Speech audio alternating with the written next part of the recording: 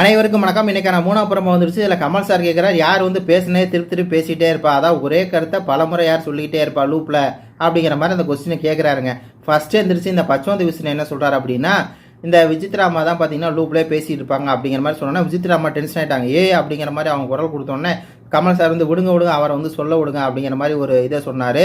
அதாவது யார் வந்து பேசுனே திருப்பி பேசிகிட்டு இருக்கா, யார் லூப்லேயே பேசிகிட்டு இருக்கா அப்படின்னா விஷ்ணு தான் பேசிகிட்டு இருக்காரு. இந்த மானகட்ட விஷ்ணு, கேடுகட்ட விஷ்ணு, கேவலமான விஷ்ணு தான் பேசிகிட்டு இருக்காரு.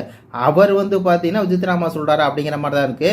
அதான் பார்த்தீங்கன்னா நிக்சன் வந்து கரெக்டான செருப்படி கொடுத்தான். இந்த வீட்டில் வந்து லூப்பில் பேசுகிற ஒரே ஆள் யாருன்னா இவர் தான் சார். இந்த வாரம் யார் வெளியே போவா, இந்த வாரம் யார் வெளியே போவா, இந்த வாரம் யார் வெளியே போவா, கமல் சாருக்கு வந்து இந்த வாரம் அதிக பசி எடுத்து முட்டையை திம்பாரா இல்லை டயட்டில் இருப்பாரா, இதே பேச்சை சுற்றுறது லூப்பில் சுற்றுறது ஒரே ஆள் யாருன்னா இந்த மானகட்ட விஷ்ணுன்னா. அதான் உண்மையும் கூட.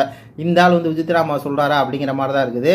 அதுக்கப்புறம் தினேஷ் பார்த்தீங்கன்னா நம்ம ரவீனாவுடைய அந்த லூப் சிரிப்பு இருக்கு இல்லையா, அதை சொன்னார். அது கரெக்டாக இருந்த மாதிரி தான் இருந்துச்சு. அதுக்கப்புறம் பார்த்தீங்கன்னா விஜய் வந்து மாயாவை சொன்னார், அது என்னன்னே தெரில. நிக்சன் வந்து பார்த்தீங்கன்னா கரெக்டான ஒரு பாயிண்ட் வந்து சொல்லி அப்படியே வந்து பார்த்தீங்கன்னா ரிப்பீட் அவர் வந்து விஷ்ணு வந்து பார்த்தீங்கன்னா விசித்ராமா சொன்னார்.